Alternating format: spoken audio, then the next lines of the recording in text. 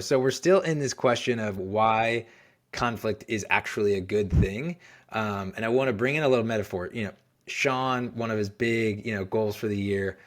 How many high powered workouts? Yeah, yeah. 200. 200 high powered workouts, right? So one, just love that. But I think one of the best ways to think about the value of conflict and that conflict is a good thing is to think about conflict like a workout at the gym, right? Where there's so many lines of comparison. One, we know it's going to be tough. It's going to require, some real energy and effort and focus, right, to go in and have that workout, right? Maybe that's the obvious thing, but I think it's what comes afterwards that helps to paint the picture of this metaphor here, and it's that after the workout, one, you oftentimes feel really great about the fact that you went and did the thing. You went and had the workout. You feel great about it. You're going to feel that way when you address conflict, right? When you go off and work to have that intentional conversation. Related to a workout, you're going to most likely feel a little bit of lost energy, a little bit of, of soreness, maybe even some mental soreness.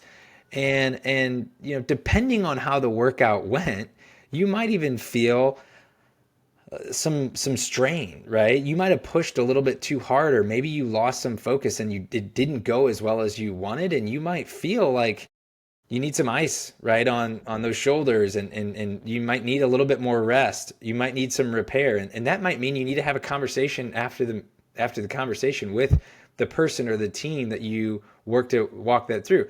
And I think the piece that we want to point to here is that the outcome of conflict conversations, right, doesn't always land in the same place. Sometimes the workout is really great and it lands you high energy, maybe a little sore, but feeling great. But other times you can feel exhausted. You might feel there's need for further repair, and that's okay, right? Yep. But when yeah. So Yeah, help continue to paint this picture. I love that. I'm a little disappointed you didn't want to go into our origin story, but we can save that for another day. Um, I do love the workout metaphor here. I think it fits in many ways, and I think the way that I think it fits the best is that the outcome isn't always exactly as you would want it to be. And I think we want to communicate like the question here that we're camping in is why is conflict actually a good thing, right? And it can be many times, but it can also be kind of clumsy, right? Especially as you're trying to increase your muscle memory and doing this better and better. You're gonna make some mistakes in how you do it, and just like a workout, like if you as Joe mentioned, if you do strain something, you're probably saying like I need to be more careful next time I do that. And I've been getting back into some movements of weightlifting that I haven't done in a while.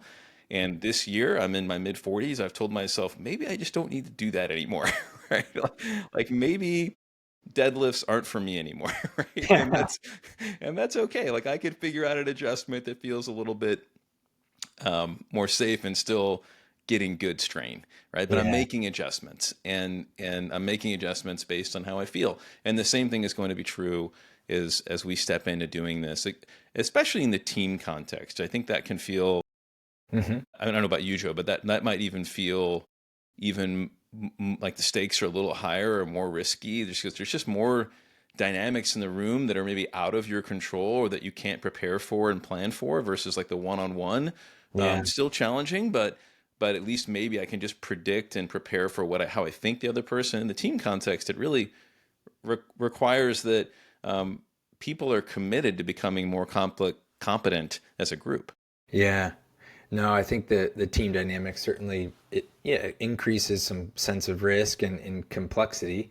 And I think what we want to really hit home here, and we'll get to this with that third question a little bit, is again normalizing the different types of outcomes that can be true here, and that it's okay if you're addressing conflict regularly, you're having you know dozens and dozens of these types of moments individually or as a team throughout the course of a year, and they're not all going to go great, and that's okay, right? If everyone knows that that outcome is possible and that's okay, and that that might mean there needs to be some repair conversations that have to happen afterwards, we eliminate this feeling of it's got to be perfect, or that every time we do it, it's gonna be great, right? Yep. First Yep. time we do it, we kind of feel a certain type of way afterwards. We feel some strain.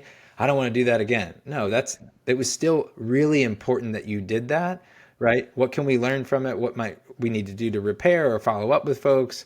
Totally. But we're still having that healthy workout. We're still having that healthy conflict, right? And realizing all the benefits that move our team forward as a result of it.